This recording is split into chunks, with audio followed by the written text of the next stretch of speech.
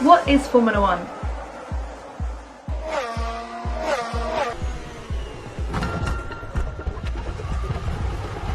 And how does it work?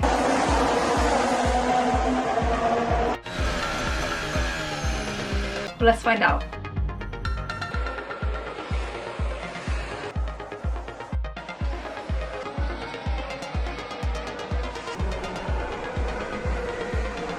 I'm Skye Official and I make content relating to everything Formula One and motorsport. Yes! Oh my God!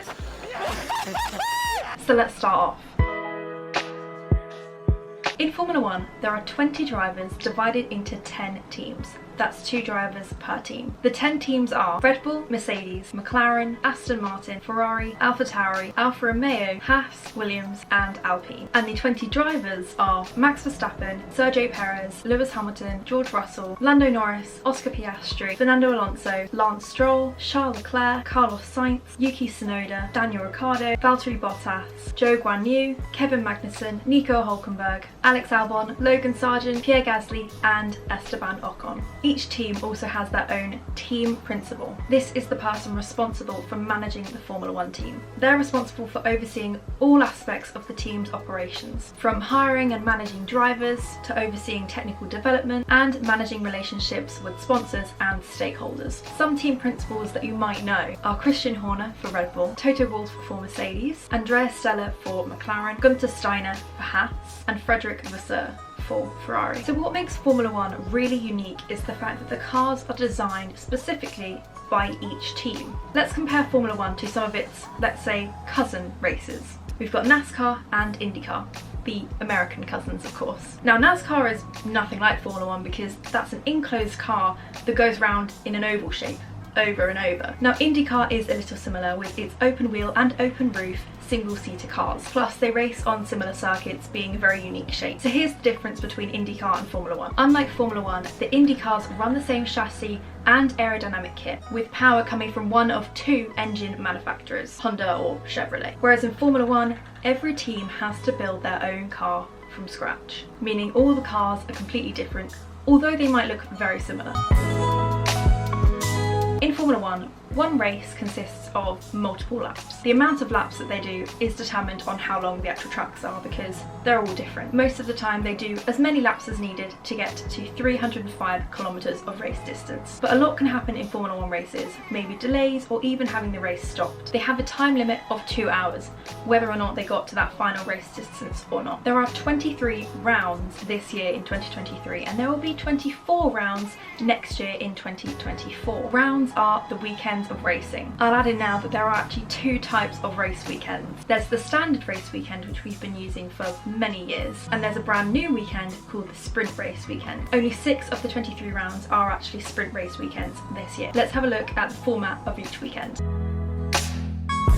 Let's start off with the regular weekend. So on Fridays they have something called practice. All of the cars and drivers can go out on track and try different things out. They can just learn the track, they can test the car out, and they can check for different strategies. This is divided into 3 sections. You have free practice 1, 2 and 3. Free practice 1 and 2 are held on the Friday and free practice 3 is held on the Saturday, along with something called qualifying. Qualifying sets the grid for the main race on the Sunday. This is also divided up into 3 sections. You've got Q1, which stands for qualifying 1, Q2 and Q3. So to start off, all 20 drivers will go out on track for 18 minutes and they will all try and attempt the fastest lap. Depending on their speed, they'll be divided into the grid order, fastest being at the top and slowest being at the bottom. And the aim is to stay out of the bottom 5. If you're within that bottom 5, you are in what's known as the elimination zone. The 5 drivers at the bottom of the grid won't have any opportunities to improve their time or get higher up on the grid. You would typically say that they're out in Q1. Then the top 15 drivers will get another chance to get even higher up on the board in Q2. Then we have Q2. This is 15 minutes long and you have 15 drivers attempting for that fastest lap. Again, we'll have the same format. So the bottom 5 will be eliminated if their times are too slow. Then we move on to the last one, Q3. This is for the top 10 drivers and they are given 12 minutes to do it. Once all the drivers are in Q3, they are fighting for pole position. This is the first grid place, the one right at the front. In Formula 1, if you gain pole position, you get 1 championship point. We'll move on to the championship points a bit later on. This tends to be the most exciting time of qualifying. Drivers are given a very short amount of time to warm their tyres up and get the fastest lap in. Once those top 10 have been set, we have our grid for Sunday. Then we move on to race day on Sunday. Race day consists of just one race, but it can get very, very exciting. So the Sunday races are a certain amount of laps to 305 kilometers long or 2 hours long, depending on what happens. So now let's talk about the sprint race weekends. We'll start off as normal with free practice 1 on the Friday, but we don't get free practice 2 or 3.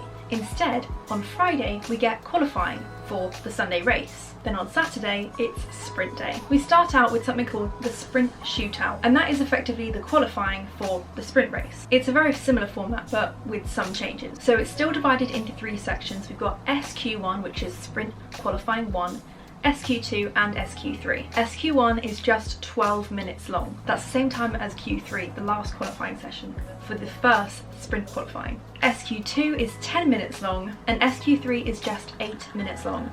That means lots of drama can happen. During sprint qualifyings, the teams have to use a certain tyre. In SQ1 and 2, they have to use the medium set of tyres, and in SQ3, they have to use a soft set of tyres. Now this does not apply if it's classed as wet or raining. Let's also learn a little bit more about tyres in a minute. Other than the tyres and the timings, the sprint shootout is the same concept, with the bottom 5 being eliminated from each round. Then later on the Saturday, we have the sprint race. A sprint race is 1/3 of the distance of the Sunday races. That means it comes to a total of 100 kilometers of race distance. Then moving on to Sunday on a sprint race weekend, we have our normal Sunday race. So now we know how the weekends work, let's learn a little bit about the championships. There's 2 championships, the Drivers' Championship and the Constructors' Championship. Let's look at the Drivers' Championship first. Every driver within Formula 1 doesn't just want to win races, they want to win the championship. This runs every year for the whole season, the whole 23 or 24 rounds. And to win the championship, they have to earn points. Let's see how they can earn those points. The first one is the Sunday race finishers. Now all of the top 10 finishers on a Sunday race will gain points. If you finish first on the Sunday, you gain 25 points as a driver. If you come second place, you get 18 points, third place is 15 points, fourth place is 12 points, fifth is 10, sixth is 8, seventh is 6 points, 8th is 4 points, 9th is 2 points, and 10th is 1 point. Drivers can also gain 1 point if they have the fastest lap of the race, but they will only get the point if they finish within the top 10 positions at the race end. They can also gain points for sprint races, with the top 8 finishers gaining points. First place getting 8 points and the 8th place getting 1 point. Obviously, drivers can gain points really quickly if they're good enough. And by the end of the year, you will have a winner. That's the driver with the most points. So how does the Constructors' Championship work? Well, the Constructors' Championships is for the 10 teams, and they gain points through their drivers. So any points that both their drivers gain will also go to the Constructors' Championship. And whichever team has the most points wins that year.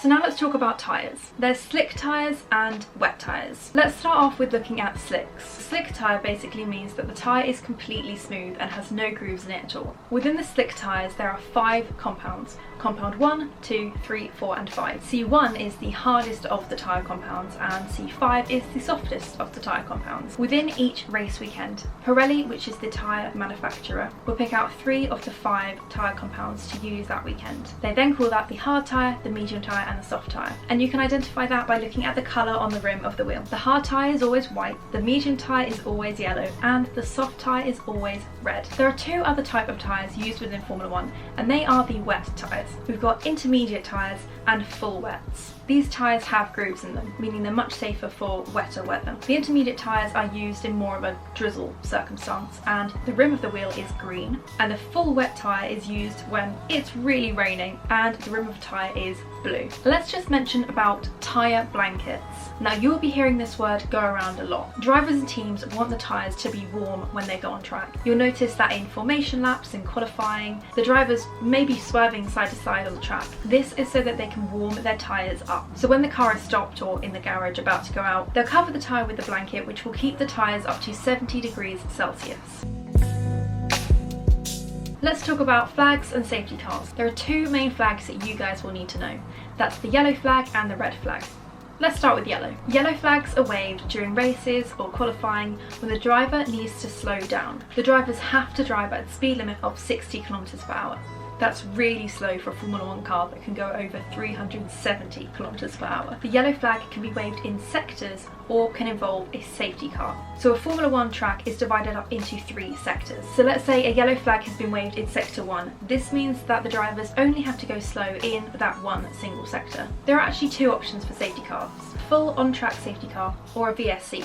That stands for virtual safety car. Either one could be given to the drivers depending on the situation. A VSC, virtual safety car, means that the drivers have to slow down a certain percentage of how fast they were going. That means all the drivers are scattered across the track and won't bunch up, whereas a full safety car will gather the whole pack up so that they're driving right behind each other. They will all be in a long line following one safety car right at the front. So now on to red flags. Red flags are called when the whole race has to be paused. Most of the time a red flag will be called when lots of people have to come out on track to clear debris or help someone out of a car. So now I'm going to talk about a few key things that you guys need to know about. Starting off with downforce. That's how the cars are designed to get sucked downwards into the track. The teams do this by balancing where and how the airflow works around the car. We've also got to know about DRS, or the drag reduction system. This is a form of driver adjustable bodywork aimed at reducing aerodynamic drag. This is there to increase top speeds and promote overtaking. Drivers can only activate this during qualifying or if they are within 1 second of the car ahead of them during a race. When DRS is activated, it opens the rear wing, allowing the cars to go between 10 and 12 km/h faster. That can really help a car when it's trying to overtake the car in front. And the last key word is the halo. Now the halo has been brought into Formula 1 since 2018 and it's since been used in many other single-seater racing championships. The halo, as you can see here, is a protective barrier surrounding the driver's helmet. This helps prevent objects and debris getting within the cockpit and hitting the driver. It can also help save a driver that's involved in a crash or an incident with another car. Let's have a look at Formula 1's sister championships. Firstly, we've got F2, or Formula 2. This is a race very similar to Formula 1, but with a slightly less powerful car. It's a really big place for young drivers to get into Formula 1. Some of the Formula 1 drivers on the grid today that have come through Formula 2 include George Russell, Lando Norris, Charles Leclerc, and Alex Albon. There's also F3 and F4, which are even smaller versions of the same format. F1 drivers must train their bodies to handle insane amounts of G-force, from changing direction, cornering and braking. They can experience up to 6 G-force, that's 6 times their body weight. You'll notice that Formula 1 drivers tend to have a very thick neck. This is of course to keep their neck really strong to help support their head in the car. Drivers can lose up to 3 kilograms of weight during one single race. This is a massive amount of weight to be lost within 2 hours, and the majority of it is coming through sweat, as the inside of the cockpit can get to astonishing temperatures. So there you go. I hope you've learned something about Formula 1. Please let me know in the comments if you have any more questions. I might make some follow-up videos coming from this. Before you go, please check out my other social medias. They are linked in the description below. Please remember to like, subscribe and comment. I'll see you guys next time. Bye!